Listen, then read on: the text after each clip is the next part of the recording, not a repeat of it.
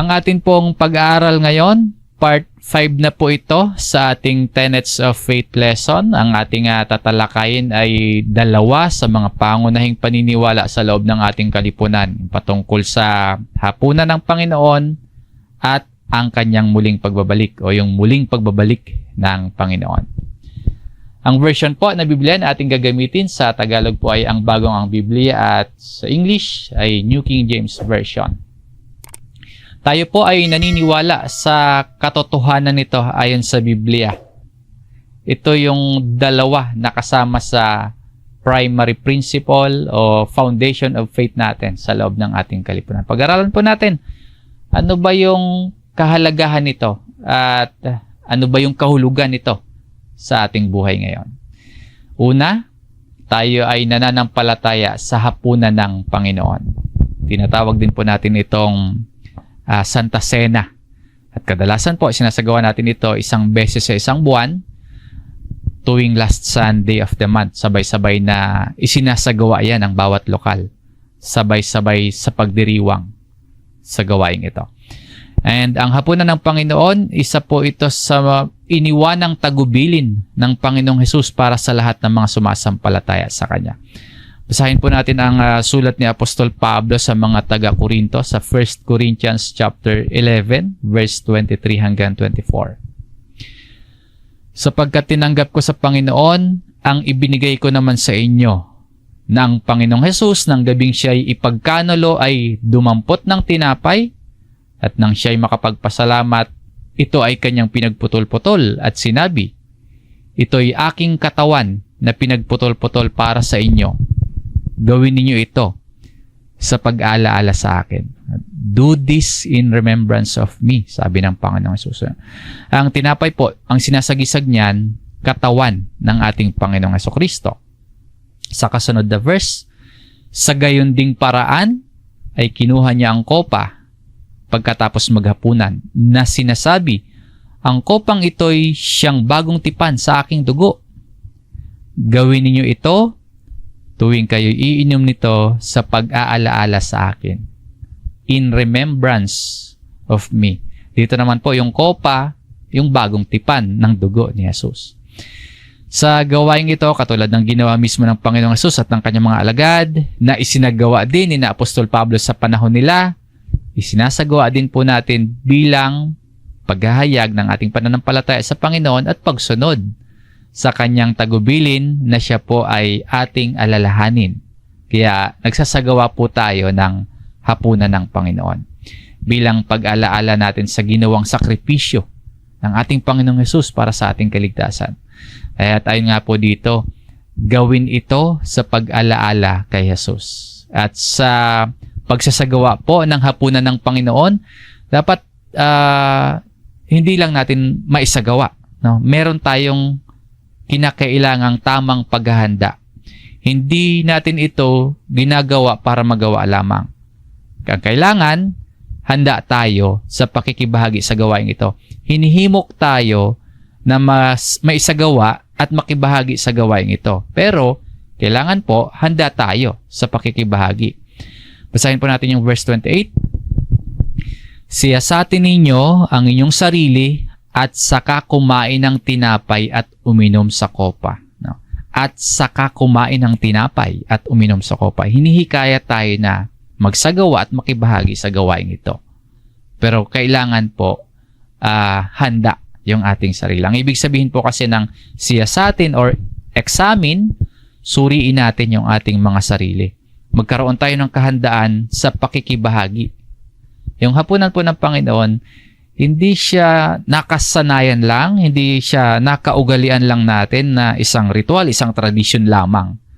Kundi ito po ay isang aktibong bahagi ng ating pagsamba sa Diyos. Kaya pinaghahandaan. Inihahanda natin yung ating sarili. Na sa ating paglapit sa Diyos, maging handa po yung ating puso. Nagpapakumbaba at nagpapatawad ang ating puso. Ang hapunan ng Panginoon, hindi lamang yan tungkol sa ugnayan sa sarili mo at sa Diyos. Kundi kasama po dyan yung pakikipag-ugnayan mo sa iyong kapwa, pakikitungo mo sa iyong kapwa, pakikipagrelasyon mo sa ibang tao. Sa ating pakikibahagi po sa gawaing ito, yung ating puso dapat nagpapasalamat sa biyaya ng Diyos. Nagpapasalamat sa pagpapatawad ng Diyos na ating tinanggap. And muli, hindi lang natin isinasagawa ang gawaing ito para magawa lang, kumbaga para masunod lang natin si Jesus, o kaya para matapos lang natin ang gawaing ito. Kundi tinuturuan tayo na magkaroon ng tamang puso. Sinisiyasat ang sarili, inaayos ang relasyon sa kapwa-tao, humihingi ng tawad, at nagpapatawad. Katulad ng tinanggap nating kapatawaran mula sa Panginoon. So, kailangan po na inihahandaan natin yung ating puso, yung ating isip, yung ating buong sarili. Sabi dito, siyasatin ninyo ang inyong sarili at saka kumain ng tinapay at uminom sa kopa.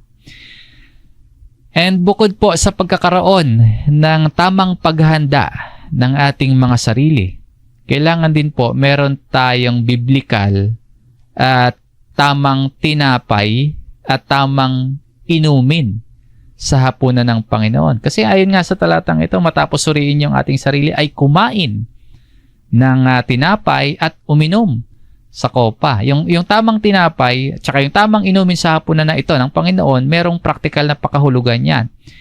Yung tamang tinapay, basahin natin itong Mateo chapter 26, verse 26.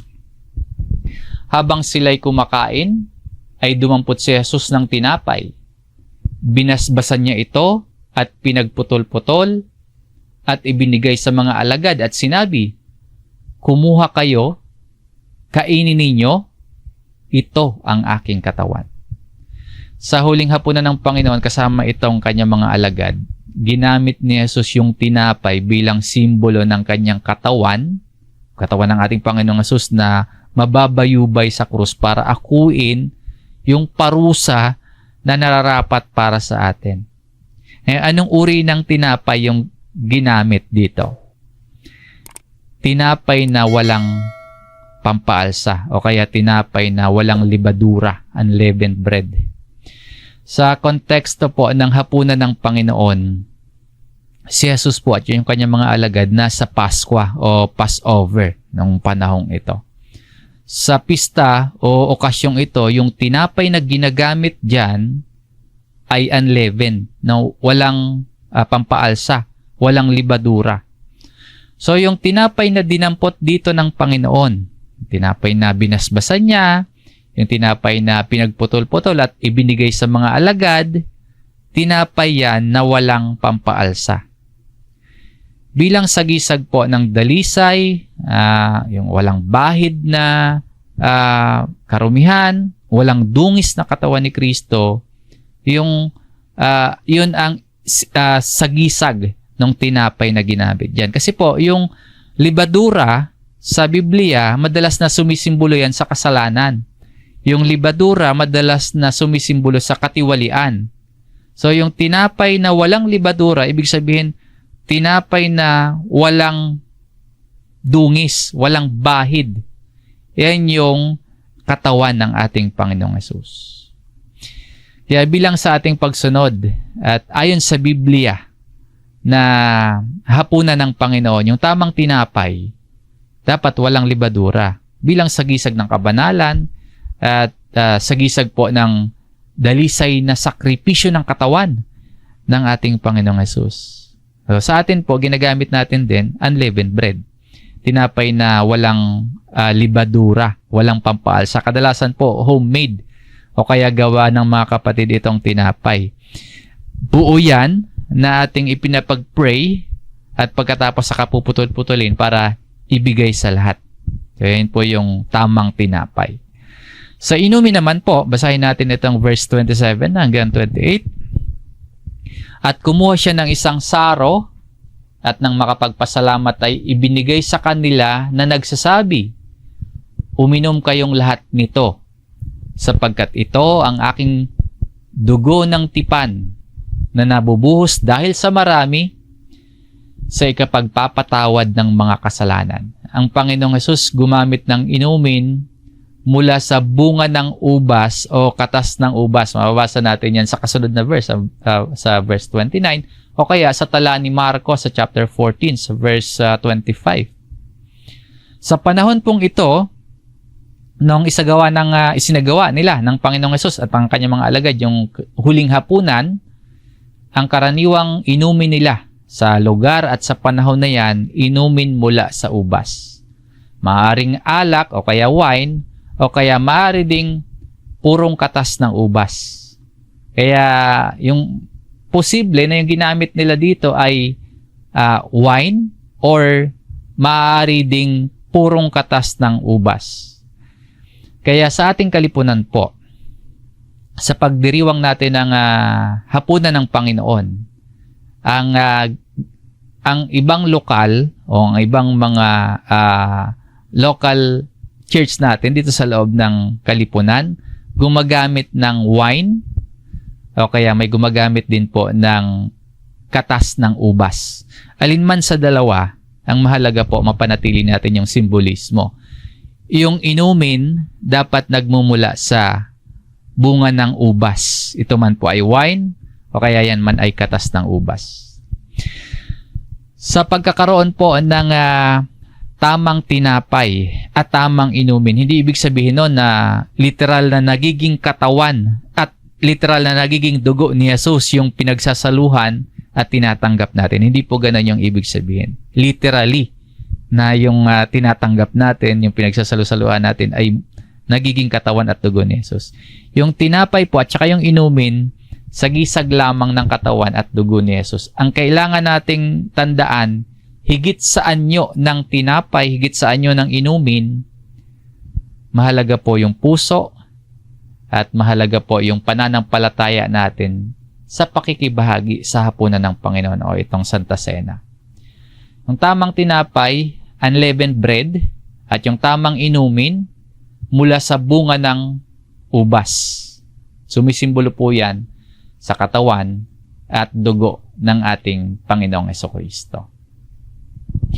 At ang gawaing hapunan ng Panginoon, isang gawain nating pagsamba, isang gawain nating pag-aalaala at pagdiriwang ng ginawang sakripisyo ni Jesus para sa ating kaligtasan. At sa kabuuan po nito, ito po yung iniiwan sa ating mensahe ng gawaing ito. Hindi lamang isang seremonya, hindi lamang siya nakasanayan natin, kundi paghahayag natin ito ng ating pananampalataya, ng ating pagsunod at pag-aalaala kay Jesus, na ang pagtanggap sa hapunan ng Panginoon, isang paghahayag ng kanyang kamatayan ng Panginoong Jesus hanggang siya ay dumating. Tayo ay tumatanggap ng hapunan ng Panginoon sa pag-aalaala sa Panginoong Hesukristo na siya mismo yung naghirap at ang Panginoong Jesus, ang kanyang katawan, ang naghirap, ang kanyang dugo ang nabuhos para sa ating kaligtasan. Pinapaalalahanan po tayo ng gawaing ito na tularan natin si Kristo sa pagsunod sa Diyos, sa pagpapakumbaba at sa pagpapatawad sa iba. Tinuturuan po tayo ng gawaing ito na tularan si Kristo, mamuhay tayo ng may kabanalan, may pagkakaisa sa loob ng iglesia, at ipinapahayag ang kamatayan ng Panginoon. Sa unang Korinto chapter 11, dito sa verse 28, sapagkat sa tuwing kainin ninyo ang tinapay na ito at inuman ang kopa, ipinahayag ninyo ang kamatayan ng Panginoon hanggang sa dumating siya. Muli po, ang hapunan ng Panginoon, pag-aalaala natin kay Jesus, paghahayag ng ating pananampalataya sa Kanya, at paghahayag din natin ang ating pag-asa sa Kanyang muling pagbabalik. Yung hapunan ng Panginoon, patutuon ang ating pananampalataya sa nakaraan, sa pangkasalukuyan, at sa hinaharap na gagawin ng ating Panginoon para sa ating lahat. And speaking of hapunan ng Panginoon po, paalala mga kapatid na ang lahat ng lokal, ang bawat isa, ang lahat ng kapatid ay inaanyayahan sa ating gaganaping Family Day. Alas 10 po ng umaga sa December 29 sa lokal ng kapihan sa San Rafael, Bulacan po. Maging handa po tayo at makibahagi ang bawat isa. Magkasalo-salo tayo sa pag-aaral ng salita ng Diyos. Magkasalo-salo tayo sa pagkain ng tinapay at pag-inom sa kopa ng Panginoon bilang isa sa gawain ng ating pag-aalaala sa ating Panginoong Hesukristo. So ito po ang hapunan ng Panginoon o Santa Cena at ang kasunod na tenets of faith kaugnay po sa pananampalataya natin sa hapunan ng Panginoon na sinasabi nga po dito ni Apostol Pablo, kapag isinasagawa natin ang pagkain ng tinapay at pag-inom sa kopa, ay ipinapahayag natin ang kamatayan ng Panginoon hanggang sa dumating siya, till He comes. Ibig sabihin po niyan, babalik ang Panginoon. Kaya po, tayo ay nananampalataya na ang Panginoong Hesukristo ay muling magbabalik. Mabuti po na iniingatan natin, pinanghahawakan nating matibay ang pananampalataya nating ito. Dahil maraming tao ngayon, binabaliwala na yung katotohanan ito eh. Hindi na nila pinahalagahan or hindi na lubos na naniniwala na muling babalik ang Panginoong Hesus. May mga taong ganyan na yung kanilang paniniwala. Hindi na nila pinapahalagahan, binabaliwala pa nila yung katotohanan na babalik ang Panginoong Hesukristo. Tayo po, bilang mga mananampalatayang kabilang dito sa ating iglesia o kalipunan ng mga mananampalataya ng ating Panginoong Hesus, naniniwala sa muling pagbabalik, naniniwala sa muling pagpapakita ng Panginoon. Ang pagbabalik o muling pagparito ng Panginoong Hesukristo, isa ito sa mahalagang doktrina ng pananampalatayang Kristiyano. Hindi ito dapat binabaliwala. Hindi ito dapat hindi pinaniniwalaan. Dahil tiyak po ito o sigurado po ito na mangyayari. Tiyak at sigurado ang pagbabalik ng ating Panginoong Hesus. Ipinangaral po ito mismo ng Panginoon. At sa kanyang pagbabalik, literal na makikita na ng mga tao si Kristo. Basahin po natin itong Lucas chapter 21, dito sa verse 27. Pagkatapos ay makikita nila ang anak ng tao na dumarating na nasa isang ulap na may kapangyarihan at dakilang kaluwalhatian. They will see the Son of Man coming in a cloud. Yung pagbabalik ng Panginoon, hindi lihim. Yung pagbabalik ng Panginoon, makikita ng mga tao. At yung verse na ito, nagtuturo sa atin na ang pagbabalik ni Jesus, taglay niya ang kapangyarihan at dakilang kaluwalhatian. Ayon dito, with great power and great glory. Kaya po, pinaniniwalaan natin na muling babalik ang Panginoon.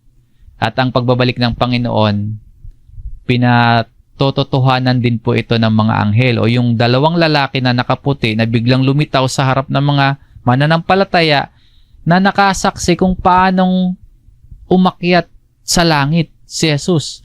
Sabi po dito sa Acts chapter 1, sa verse 11, na nagsabi, "Kayong mga lalaking taga Galilea, bakit kayo'y nakatayong tumitingin sa langit?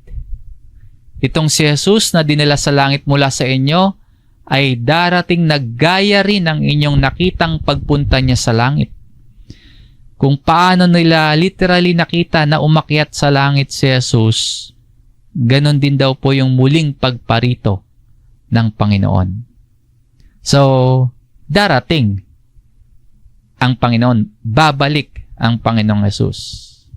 At ito din po ay patuloy na naging katuruan ng mga apostol. Sa Hebreo chapter 9, dito sa verse 28, ay gayon din naman si Kristo na inihandog na minsan upang dalhin ang mga kasalanan ng marami ay magpapakita sa ikalawang pagkakataon. Hindi upang harapin ang kasalanan, kundi upang iligtas ang mga sabik na naghihintay sa Kanya. Sa New Testament po, ipinahayag ng mga apostol yung katiyakan, yung kasiguraduhan ng pagbabalik ni Jesus. At ang layunin po ng muling pagbabalik ng Panginoon, yung pagpapakita sa ikalawang pagkakataon, ayon po sa talatang ito, upang iligtas yung mga sabik na naghihintay sa Kanya. For salvation. Kaya magpapakita sa ikalawang pagkakataon ang Panginoong Hesus. Babalik ang Panginoon para kunin yung Kanya. Para kunin yung mga namuhay ng tapat sa Kanya. Babalik ang Panginoon para sa fullness ng salvation. Ng mga sabik na naghihintay sa Kanya para makasama ng Panginoon sa kaharian ng Diyos. Yung pagbabalik po o muling pagpapakita ng Panginoong Hesukristo, paalala din ito sa atin na yung buhay natin, pati yung mga bagay na meron tayo dito sa lupa, pansamantala lamang. So, babalik ang Panginoon at magkakaroon tayo ng bagong kalagayan. Sa Juan chapter 14, sa verse 3, "At kung ako'y pumunta roon at maihanda ko ang isang lugar para sa inyo, ako'y babalik at kayo'y tatanggapin ko sa aking sarili upang kung saan ako naroroon, kayo rin ay naroroon." O sinabi po dito ng Panginoon sa kanyang mga alagad na siya ay babalik. At dahil sinabi mismo ito ni Jesus, sa kanya mismo nanggaling ito, ang pagbabalik niya ay tiyak at totoong mangyayari. Kaya manabik tayo sa pagbabalik ni Jesus. Dahil ang mga mananampalataya, makakasama si Kristo ng walang hanggan kung saan siya naroroon. Ang pagbabalik na ito ng Panginoon, fulfillment o kaya buong katuparan ng plano ng pagliligtas ng Amang Diyos sa sanlibutan. Ito yung araw na ganap na katuparan ng pagtanggap ng pangako ng Diyos na kaligtasan para sa lahat ng mga mananampalataya. Kaya kung sigurado ito or kung tiyak na mangyayari itong muling pagparito ng Panginoon, kailan kaya babalik ang Panginoon? Kung ipinangaral niya, kung sinabi mismo ng Panginoong Hesus, kung pinatotohanan at ipinangaral din ng mga apostol ang pagbabalik ng Panginoon, kailan kaya mangyayari ito? Sa Revelation chapter 22, ito sa verse 12, "Ako'y malapit nang dumating at dala ko ang aking gantimpala upang gantihan ang bawat isa ayon sa kanyang ginawa." Ang kinukuha natin kaisipan dito, yung mensahe na malapit nang dumating ang Panginoon. Hindi sinabi yung eksaktong taon, eksaktong buwan o araw. Ang sinabi lang dito, malapit nang dumating. Sa panahon ni Juan, yung nakakita po at nakarinig ng mga bagay na ito, sa panahon niya, malapit nang dumating ang Panginoon. 2,000 years ago, naisulat ito. So, makalipas yung 2,000 taon, malapit na ito sa panahon natin ngayon. Kung noon nasabing malapit na, edi mas malapit na sa ngayon. Hindi natin alam yung eksaktong oras. Pero nalaman natin, nauunawaan natin na tiyak ang pagbabalik ni Jesus. Ang payo po sa ating mga mananampalataya, lalo na kung malapit na ang pagbabalik ng Panginoon. Sa Mateo chapter 24, dito sa verse 42, ang payo, magbantay kayo. Sapagkat hindi ninyo nalalaman kung anong araw darating ang inyong Panginoon. So, magbantay o maghanda. Paano ba itong pagbabantay? Paano ba itong paghahanda? Mayroon po akong naisibagi sa inyong 3 payo kung paano tayo maghahanda sa muling pagbabalik ni Kristo. Una, mamuhay ng may pananampalataya at pagsunod. Dapat tayong mamuhay sa kabanalan, dapat tayong umiwas sa kasalanan, at sumunod sa kalooban ng Diyos. Yun yung buhay na sa sulat ni Apostol Pedro, ganito sapagkat nasusulat, kayo'y maging banal sapagkat ako'y banal. Sa Revised Tagalog Popular Version ng verse na ito, magpakabanal kayo. Be holy. Ito yung gagawing pagbabantay o ito yung gagawing paghahanda ng isang Kristiyano. Mamuhay ng may kabanalan tulad ng pagiging banal ng tumawag sa atin. Ang kasunod po, paano tayo maghahanda sa muling pagbabalik ni Kristo? Maghintay ng may pag-asa at pagkilos. Naghihintay ng may ginagawang paglilingkod. At nagpapatuloy, habang naghihintay, nagpapatuloy sa paggawa ng mabuti at mga bagay na nakalulugod sa Diyos. Dahil sa hindi natin nalalaman yung eksaktong araw, dahil sa hindi natin nalalaman yung eksaktong oras ng pagbabalik ng Panginoon, maghihintay tayo na may pag-asa at may pagkilos. Basahin natin itong Mateo chapter 24 sa verse 46.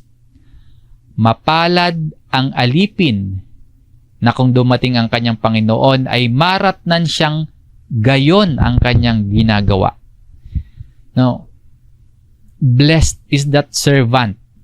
Maging mga tapat, maging mga matalinong alipin. Ang talata pong ito nagpapahayag ng pagpapahalaga sa pagiging tapat, sa pagiging maayos sa pagtupad ng tungkulin. Yung alipin po sa context nito, sumisimbolo sa isang tao na merong pananagutan at taong patuloy na gumaganap sa kanyang gawain kahit hindi siya nakikita o walang nakabantay na pinuno. Ayun yung matalinong alipin. Sa kabuuan po, yung mensahe dito tumutukoy sa kahalagahan ng pagiging consistent na servant, pagiging tapat sa gawain, anuman yung sitwasyon.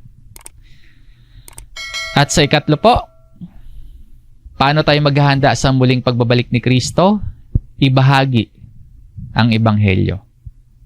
Ang pagbabahagi ng Ebanghelyo tumutukoy sa pagpapahayag ng mabuting balita ng kaligtasan.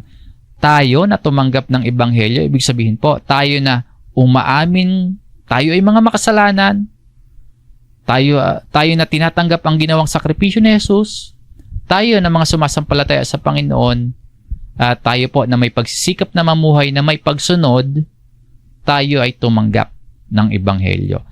Sa magandang balita na yan, ibahagi natin ito sa iba. Basahin natin yung verse 14 ng Mateo chapter 24. At ang magandang balitang ito ng kaharian ay ipahayag sa buong daigdig bilang patotoo sa lahat ng mga bansa. At pagkatapos ay darating ang wakas.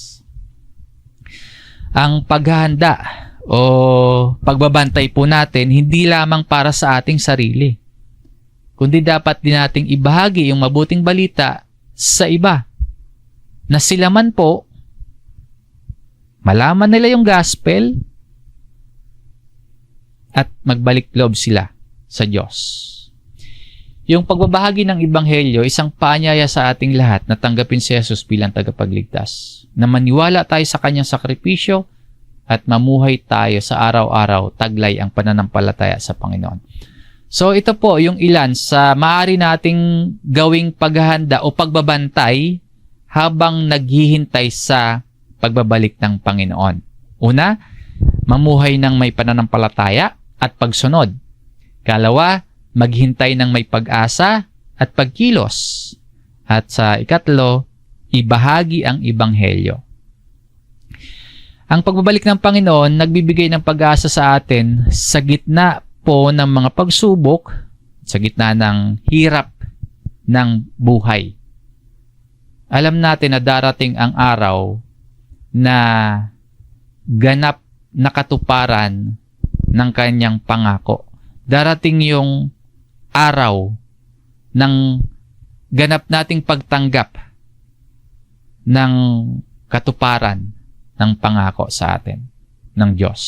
At sa pagbabalik ni Jesus, mawawala po lahat ng lungkot o kirot, no, luha, maging kamatayan. Basahin po natin itong Revelations chapter 21, verse 4. At papahirin niya ang bawat luha sa kanilang mga mata. at hindi na magkakaroon ng kamatayan, hindi na rin magkakaroon pa ng pagdadalamhati o ng pagtangis man o ng kirot man, sapagkat ang mga unang bagay ay lumipas na. Tayo po ay nananampalataya na ang Panginoong Jesucristo ay muling babalik.